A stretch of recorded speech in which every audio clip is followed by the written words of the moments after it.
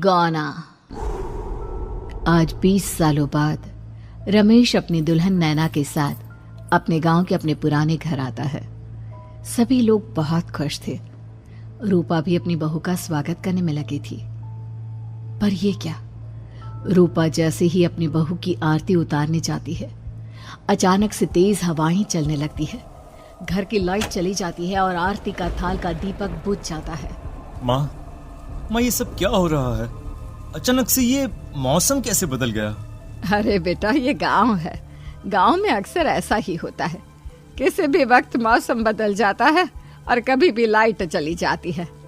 दीपाली बेटा, किचन से मोमबत्तियां तो ले आ। रूपा के कहने पर दीपाली किचन में मोमबत्ती लेने जाती है। लाइट ना होने की वजह से घर में काफी अंधेरा था, इसलिए दीपाली अपने फोन का टॉर्च ऑन करती है और टॉर्च ऑन करते ही उसे महसूस होता है जैसे कोई उसके सामने से गुजरा हो।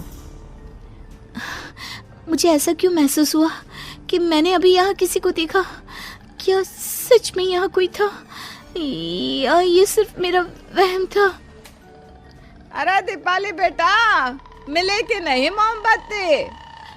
हाँ माँ, बस अभी लाती हूँ। दीपाली सारी बातों को भूलकर मोमबत्ती जलाती है और जैसे ही मोमबत्ती लेकर वापस बाहर जाने के लिए पीछे मुड़ती है तो उसके सामने एक 10 साल की छोटी बच्ची खड़ी होती है। उस बच्ची की एक झलक देखते ही दीपाली डर जाती है और जोर जोर से चिल्लाने लगती है। तभी अचानक से लाइट आ जाती है। दीपाली की आवाज सुनकर शंकर और छोटा भाई पवन उसके पास पहुंचते हैं। क्या हुआ दीपावली बेटा? पापा, मैंने किसी को देखा। दीदी, यहाँ पर कोई नहीं है। अंधेरे में वहम हुआ होगा आपको। अब चलो, दरवाजे पर भैया भाभी कब से खड़े हैं। दीपाली भी इसे अपना एक वहम समझकर सबके साथ बाहर चली जाती है, जहां वो लोग अपनी भाभी का स्वागत करते हैं। नैना अपने पैरों से कलश को गिराकर थाल में पैर रखती है और घर के अंदर जाती है। सब घर के अंदर चले जाते हैं। भाभी, मैं आपकी ननद नहीं, आपकी छोटी बहन और फ्रेंड की तरह हूँ। इसलिए कभी भी आपको ये लगे कि भैया आपको सता रहे हैं तो आप उनकी शिकायत मुझसे कर देना। भाभी भैया की शिकायत करे या ना करे, पर मुझसे और माँ से तेरी शिकायत जरूर करेगी। सभी आपस में बैठकर हंसी मजाक कर रहे थे। नैना भी घूंघट किए अपने बिस्तर पर बैठी थी। वो सब आपस में बात कर ही रहे होते हैं कि तभी उन्हें एक अजीब डरावनी आवाज सुनाई देती है और कमरे की खिड़की अपने आप ही खुल जाती है। मुझे इसीलिए गांव पसंद नहीं। गांव में ऐसी ही डरावनी आवाजें आती हैं। मैंने तो सुना है गांव में बहुत सारे भूत भी होते हैं और इस मौसम को पता नहीं क्या हो रहा है। मुझे तो बहुत डर लग रहा है। मैं तो अपने कमरे में जा रही हूँ सोने। बाय भाभी, हम कल बात करेंगे। अब सब अपने कमरे में सोने चले जाते हैं। नैना अपने कमरे में बिल्कुल अकेली थी। कुछ देर बाद रमेश अपने कमरे में आता है और देखता है कि नैना खिड़की के पास खड़ी होकर बाहर की ओर एक टक नजरें लगाकर देख रही थी। क्या हुआ नैना? बाहर क्या देख रही हो? मैं बाहर का मौसम देख रही हूँ रमेश जी। इस मौसम को देखकर ऐसा लग रहा है जैसे आज कोई अपना बदला लेने के लिए आया है। तुम क्या बोल रही हो? मेरी कुछ समझ में नहीं आ रहा। और वैसे भी रात काफी हो चुकी है, अब हमें भी सो जाना चाहिए। चलो। इतना बोलकर रमेश सोने के लिए बिस्तर पर लेट जाता है, पर नैना अब भी खिड़की के पास ही खड़ी होती है। रमेश के सो जाने के बाद नैना अपनी सास के कमरे में जाती है और अपनी सास के पास बैठकर रोने लगती है, जिसे सुन सास की नींद खुल जाती है। बहू, अरे क्या हुआ बहू? तू इतनी रात को यहाँ मेरे कमरे में बैठकर रो क्यों रही है? मम्मी जी, आपने मुझे क्यों नहीं अपनाया? आपको पता है, आपकी वजह से मुझे और मेरे परिवार वालों को गांव वालों के कितने ताने सुनने पड़े। तू मेरी बहू नहीं है? कौन है तू? मम्मी जी, मैं आप ही की बहू हूँ। आपने मुझे अब भी नहीं पहचाना? इतना बोलते ही नैना की आंखें लाल हो जाती हैं। वो जोर जोर से हंसने लगती है मौसम का रुख बदल जाता है। कमरे की खिड़कियां और दरवाजे अपने आप ही खुलने और बंद होने लगते हैं। देखते ही देखते नैना हवा में उड़ने लगती है और वो अपनी आंखों के इशारे से अपनी सांस को भी हवा में लटका देती है। तेरी वजह से मुझे और मेरे घर वालों को ताने सुनने पड़े। तूने जो पाप किया है, तुझे उस पाप की सजा मिलेगी और अब तेरी इस गलती की सजा तेरा पूरा परिवार भुगतेगा। इस तरह से नैना बड़ी ही बेरहमी से अपनी सास को मार डालती है और आराम से अपने कमरे में जाकर सो जाती है। अगली सुबह जब घर वालों को कमरे में रूपा की लाश मिलती है तो उन लोगों के पैरों तले जमीन खिसक जाती है। कल तक माँ बिल्कुल ठीक थी, फिर अचानक ऐसा क्या हुआ रात को कि माँ हम सबको छोड़कर चली गई। सारी गलती मेरी है। बेटे की शादी की खुशी में मैं ही रात को घर वापस नहीं आया और चला गया अपने गांव के दोस्तों से मिलने। अगर रात को मैं अपनी रूपा के साथ होता तो शायद आज वो हमें छोड़कर न जाती। घर में शोक का माहौल पसर गया था, पर नैना को इस बात से कोई फर्क नहीं पड़ रहा था और ये बात कहीं ना कहीं पवन को भी समझ में आ रही थी। अब ऐसे ही कुछ दिन बीतते हैं और 1 महीने के अंदर ही अंदर शंकर की भी मौत हो जाती है। पहले माँ छोड़कर चली गई और अब पिताजी। क्या हो गया है हमारे घर को? पता नहीं किसकी नजर लग गई है। भैया ये घर सही नहीं है। हम जब से इस घर में आए हैं कुछ न कुछ बुरा ही हो रहा है। हमें यहाँ से वापस शहर चले जाना चाहिए।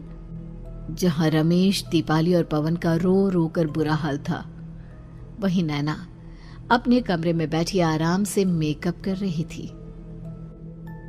दीदी मुझे तुमसे कुछ बात करनी है।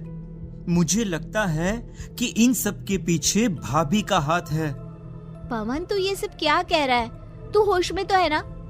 अगर भैया भाभी ने तेरी ये बकवास बात सुन ली तो उनके दिल पर क्या गुजरेगी? तू भाभी पर इतना बड़ा इल्जाम कैसे लगा सकता है? दीदी आप खुद ही देख लो ना, हम जब से इस घर में आए हैं सब कुछ बदल गया है। शादी से पहले नैना भाभी ऐसी बिल्कुल नहीं थी, पर अब वो किसी से बात नहीं करती, ज्यादातर अकेले अपने कमरे में ही रहती है और कभी उनसे बात करो भी तो न जाने कैसी अजीबोगरीब तरह की बातें करने लगती हैं। तू पागल हो गया है? आप समझती क्यों नहीं है दीदी? देखो ना, हमारे घर में मौत का सिलसिला शुरू हो गया है, पर भाभी को कोई फर्क नहीं पड़ रहा। वो अभी भी मेकअप कर रही हैं, आराम से खाना खा रही हैं। और दीदी आपको पता है, जिस रात माँ की मौत हुई थी ना, उस रात मैंने भाभी को माँ के कमरे में जाते हुए देखा था।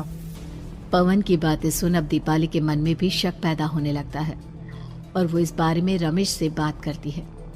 रात को सब साथ में बैठकर खाना खा रहे थे, तभी कौन हो तुम और तुम ये सब क्यों कर रही हो? क्यों सबकी जान ले रही हो? रमेश जी ये आप क्या कह रहे हैं? मैं भला मम्मी जी पापा जी की जान क्यों लूंगी? मैंने कब कहा कि तुमने माँ पापा की जान ली? नैना तुम तो मेरी पत्नी हो, तुम थोड़ी किसी को मारोगी। नैना तुम नैना ही हो ना? रमेश की ये बात सुनते ही नैना खाना छोड़कर गुस्से में सबको देखने लगती है। नैना की गुस्से भरी आंख को देखकर तीनों भाई बहन डर जाते हैं। तभी नैना जोर जोर से हंसने लगती है। मैं ही तो हूँ आपकी पत्नी गौरी। गौरी का नाम सुनते ही रमेश के होश उड़ जाते हैं। आखिर कौन है ये गौरी? क्या है इस घर और घर वालों का राज?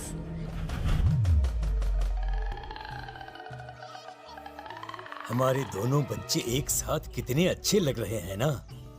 हाँ, कितने अच्छे दोस्त हैं दोनों। बस बड़े होने के बाद भी इनकी ये दोस्ती बनी रहे तो बच्चे कितने खुश रहेंगे। मैं क्या सोच रहा था कि क्यों ना हम अपनी दोस्ती को रिश्तेदारी में बदल दें। मैं अपने बेटे रमेश की शादी तेरी बेटी गौरी से करना चाहता हूँ। इस तरह हमारे बच्चे भी हमेशा साथ रहेंगे और हमारी दोस्ती भी रिश्तेदारी में बदल जाएगी। शंकर की इस बात से उसके दोस्त को बहुत अच्छा लगता है और वो अपनी बेटी की शादी रमेश से करवाने के लिए तैयार हो जाता है। बहुत जल्द दोनों परिवार मिलकर बचपन में ही रमेश और गौरी की शादी करा देते हैं। अरे शंकर, अपने बच्चों की शादी करवा कर हमने अपनी दोस्ती को रिश्तेदारी में बदल तो लिया, पर मैं चाहता हूँ कि अपनी गौरी का गौना 2 साल बाद करूँ ताकि वो थोड़ी समझदार हो जाए।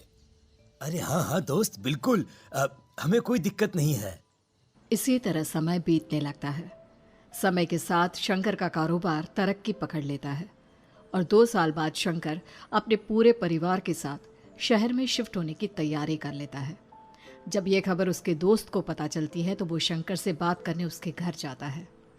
शंकर, 2 साल पूरे हो चुके हैं और अब तू शहर भी जाने वाला है। मैं सोच रहा था कि तेरे शहर जाने से पहले गौरी का गौना कर दूं ताकि तू अपनी बहू को अपने साथ लेकर जा सके। ये तू कैसी बातें कर रहा है? रिश्तेदारी बराबरी वालों से होती है और वैसे भी अब मेरा बेटा या मेरा परिवार कोई भी इस रिश्ते को नहीं मानता। ये तू कैसी बातें कर रहा है दोस्त? जब हमने अपने बच्चों की शादी करवाई थी तब हम दोनों ही एक बराबर थे। पिछले 2 साल में तेरा कारोबार थोड़ा सा अच्छा क्या चल गया तो पुराने रिश्ते ही तोड़ देगा। देख भाई, ऐसा मत कर। अगर तूने मेरी बेटी को अपनी बहू के रूप में नहीं अपनाया तो कोई भी मेरी बच्ची से शादी नहीं करेगा। अरे उसकी जिंदगी बर्बाद हो जाएगी। यार देख, वैसे भी बाल विवाह तो कानून मान्यता नहीं देता, फिर मैं कैसे दे दूं? तू अपनी बेटी के बड़े होने पर उसकी शादी किसी दूसरे लड़के से करवा देना। वैसे भी तब तक ना उसे और ना ही गांव वालों को ये बात याद रहेगी। मेरे बेटे को बख्श दे मेरे भाई। इस तरह से शंकर अपने दोस्त के परिवार और गौरी को गांव वालों के ताने सुनने और जिल्लत से भरी जिंदगी जीने के लिए छोड़ अपने परिवार वालों के साथ शहर चला जाता है। अरे इनकी गौरी में ही कोई दोष होगा, तभी तो लड़के वालों ने इनकी बेटी को अपनी बहू के रूप में नहीं अपनाया और उसको यहाँ छोड़कर शहर चले गए। अब कौन थामेगा ऐसी लड़की का हाथ? अरे पता नहीं कैसा आदमी है जो गांव वालों के इतने ताने सुनकर भी सर उठाकर गांव में चल रहा है। अरे अगर मेरी बेटी के साथ ऐसा हुआ होता ना तो मैं तो शर्म के मारे मर ही जाता। हाँ, दिन रात लोगों की नजरों में अपने लिए ग्रहण देख और सबके ताने सुन सुन अब गौरी के पिता हिम्मत हारने लगते हैं और एक रात गौरी के माता पिता खुदकुशी कर लेते हैं। ये सदमा गौरी भी सहन नहीं कर पाती और उसकी भी मृत्यु हो जाती है। तुम्हारे परिवार की वजह से हम लोगों ने अपनी इज्जत और जान गंवाई। इसका बदला तो तुम्हें चुकाना पड़ेगा, वो भी अपनी जान देकर। हंसते हुए अब नैना हवा में उड़ने लगती है। नैना अब पूरी तरह से बदल चुकी थी। गौरी की आत्मा उसके शरीर पर हावी हो चुकी थी। उसकी आंखें सफेद, पैर उल्टे, चेहरा काला और बाल बिखर गए थे। अब गौरी अपनी शैतानी शक्तियों से घर के हर कोने को अपने काबू में कर लेती है और सीधी दीवार पर जाकर चिपक जाती है। मुझे अपना बदला चाहिए। बदला लूंगी मैं तुम सबको खत्म कर दूंगी। गौरी इतनी तेज चिल्ला रही होती है कि उसकी आवाज से घर के सारे कांच टूट जाते हैं। सामान इधर उधर गिरने लगता है और ये सब देखकर तीनों भाई बहन के होश उड़ जाते हैं। बचाओ, भागो भागो। उन तीनों को अपनी जान बचाने के लिए यहाँ से वहां भागता देख गौरी जोर जोर से हंसने लगती है। तभी दीपाली घर से बाहर निकलने लगती है, जिसे देख गौरी गुस्से में अपनी शक्तियों से तुरंत घर का दरवाजा बंद कर दीपाली को हवा में उड़ा देती है। बाहर भागेगी, मुझसे बचकर भागना चाहती है? कोई नहीं बचेगा, आज तुम सब मरने वाले हो। अचानक घर में भूतिया आवाजें गूंजने लगती है, तेज हवाएं चलने लगती हैं। सोफा, टेबल, कुर्सी सब हवा में उड़ने लगता है। ये सब देखकर रमेश, दीपाली और पवन की रूह कांप जाती है। घर में ये सब होते हुए और अपनी बहन को हवा में उड़ते हुए देख रमेश और पवन को भी समझ में नहीं आ रहा था कि वो क्या करे, कैसे अपनी जान बचाए।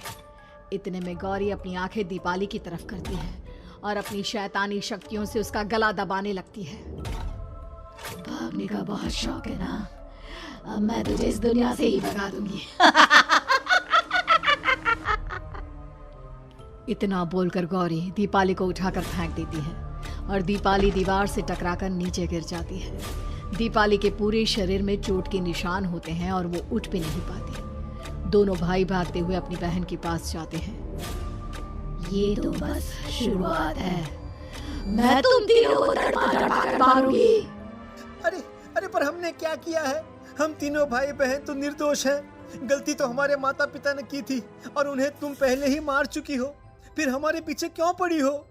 पवन के इतना बोलते ही गौरी एक हवा के झोंके की तरह उसके पास आती है और उसका गला पकड़कर उसे हवा में उठा देती है और रमेश को गुस्से भरी नजरों से देखती है। गलती मेरे परिवार की नहीं थी, पर सबको बोलना पड़ा।